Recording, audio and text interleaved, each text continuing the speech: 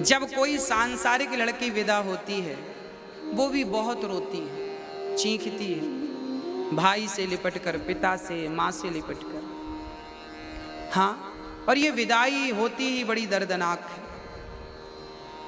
कई बार जब लड़की ससुराल जाती है तो ससुराल वाले देखने आते हैं लड़की क्या लेकर आई, क्या मिला दहेज में, क्या लेकर आई। ये दुनिया भी कैसी है, क्यों? लड़की जब आई तो जमाने ने ये तो देखा कि लड़की क्या लेकर आई, पर किसी की दृष्टि वहां नहीं पहुंची कि लड़की क्या छोड़कर आई। लड़की का त्याग कोई नहीं देखता। और लड़की ससुराल में जब बहू होती है ना, कोई गलती हो जाए तो ताने सुनने को मिलते हैं। रोटियां यदि गोल गोल नहीं आई तो सास ताने मारती है, तेरी माँ ने नहीं सिखाया रोटी बनाना। सब्जी में जरा सा नमक ज्यादा हो जाए तो ताने सुनने को मिलते हैं। अच्छा, मैं आपसे पूछता हूं, आपकी बेटी से यदि गोल गोल रोटी ना आए तो क्या आप उसे ताने मारेंगे? नहीं, बल्कि हाथ पकड़कर सिखाएंगे कि ऐसे नहीं, ऐसे। आपकी बेटी से गलती होती है तो आप उसे ताने नहीं मारती, बल्कि उसे सिखाती हैं। यदि हर सास अपनी बहू की गलती पर ताने ना मारकर उसे सिखाने लग जाए तो हर बहू बेटी हो जाए और हर सास माँ हो जाए और ये झगड़ा सदा सदा के लिए समाप्त हो जाए। परंतु कितनी बार हमने ये बातें समझाई पर खोपड़ी में जाती ही नहीं। कुछ दिन तो ठीक रहते हैं लोग, फिर पता नहीं क्या हो जाता है। क्यों ऐसा है राम जाने। हाँ, इसलिए मैं प्रार्थना करता हूं सास को मां का दर्जा दिया जाए, सास को मां कहा। एक सज्जन हमारे पास आए अभी कुछ दिन पहले और उन्होंने कहा, पता नहीं ये बात उन्होंने क्यों कही, उन्होंने कहा महाराज जी, बहू कभी बेटी नहीं बन सकती और सास कभी मां नहीं बन सकती, ऐसा उन्होंने कहा। अब ये तो आप लोग ही बतला सकते हैं कि क्या बहू कभी बेटी नहीं बन सकती? क्या सास कभी मां नहीं बन सकती? देखिए, बदलना चाहें तो बदला जा सकता है। मिट्टी से घड़ा भी बनता है और मिट्टी से चिलम भी बनती है। चिलम खुद जलती है, औरों को जलाती है, घड़ा खुद ठंडा रहता है, औरों को भी शीतलता प्रदान करता है। आप अपने आप को चाहें तो चिलम बना लें, आप अपने आप को चाहें तो घड़ा बना लें। कोई क्या आपको कुछ बनाएगा, आप ही अपने आप को कुछ बना सकते हैं। यदि कोई दूसरा कहे कि मैं तुम्हें ये बना दूंगा, ये उसकी भूल होगी। कोई किसी को कुछ नहीं बना सकता। यदि किसी को कुछ बनाया जा सकता है, आप स्वयं अपने आप को कुछ बना सकते हैं। चाहे घड़ा बनाए, चाहे चिलम बनाए। इसलिए मैं कहता हूं, अपने आप को बहू ना बनाओ, बेटी बनाओ। अपने आप को सास ना बनाओ, मां बनाओ। और ये रिश्ते तब बदल जाएंगे जब प्यार की अधिकता होगी। एक बेटी अपने पिता के पास आती है। उसकी सास बहुत परेशान करती थी, बहुत तंग करती थी। एक दिन बहू दौड़ी दौड़ी पिता के पास आई, पिताजी पिताजी कोई जहर दे दो। उनके पिता बहुत बड़े डॉक्टर थे।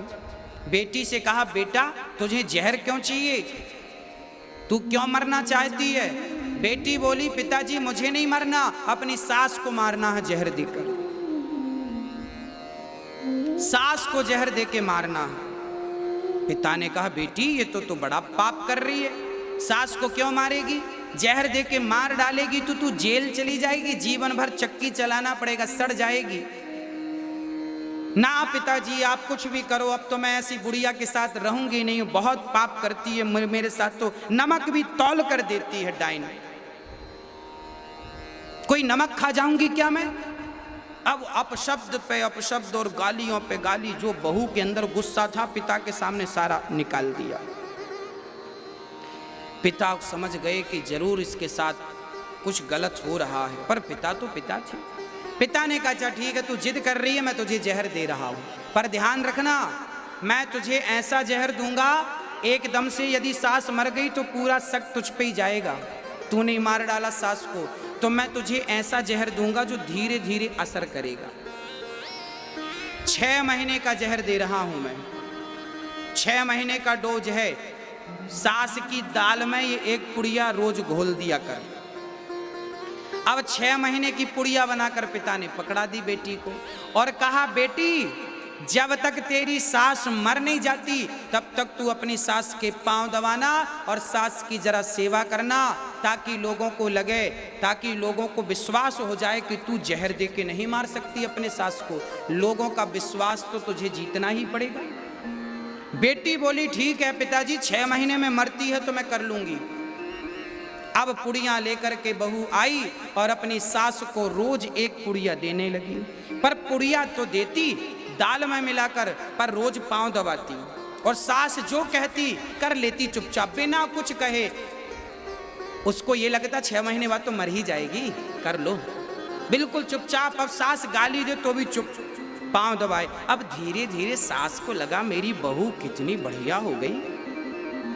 अब सास भी अपनी बहू से प्यार करने लग गई।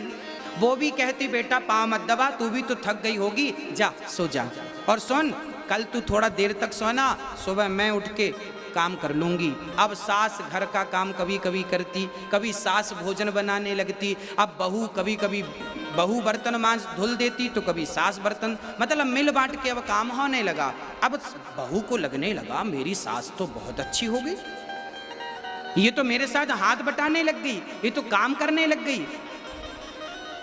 धीरे धीरे सास और बहू का इतना प्यार हो गया, इतना प्यार हो गया कि सास बहू के बिना ना रहे और बहू सास के बिना ना रहे। अब उसे याद आया कि सास को 6 महीने पूरे होने को आए, अब तो ये मर जाएगी और अब मैं चाहती नहीं हूं कि अब पिता के पास दौड़ी दौड़ी पिताजी पिताजी सुनो, वो सास की जो गोली तुमने दी थी रद्द करो उनको। क्या हुआ बेटा? पिताजी मैं अपनी सास को मारना नहीं चाहती, पहले तो लग रहा था कि मैं मार डालूं, पर सास तो इतनी बदल गई, इतनी अच्छी हो गई कि अब तो वो इतना प्यार करती है कि पहले मुझे खिलाती है, बाद में खुद खाती है और पूरी चाबियां उसने मुझे दे दी, जो करना है बहू तू कर। अब तो मुझे कोई दिक्कत नहीं है सास से, माँ की तरह मुझे प्यार करती है, माँ की तरह रखती है। पिताजी आप कोई ऐसी दवाई दो कि मेरी सास मरे ना, बल्कि मेरी उम्र भी उसको लग जाए। तब पिता ने कहा बेटा चिंता ना कर, जो तुझे गोलियां दी थी वो केवल चूरन की गोलियां थी, चिंता की कोई बात नहीं। चूरन था हाजमौला। अरे पिताजी तो ये बेटा जब तूने अपना स्वभाव बदला, मैंने कहा था ना कि तू अपने आप को बदल देगी तो सामने वाला अपने आप बदल जाएगा। जमाने को आप तब बदल सकते हैं भक्तों जब आप अपने आप को बदल देंगे। अपने आप को बदलने की शक्ति यदि आपके भीतर है तो आपके भीतर जमाने को बदलने की भी शक्ति है, और यदि आपने अपने आप को नहीं बदला तो जमाने को बदलने का सोचिए मत।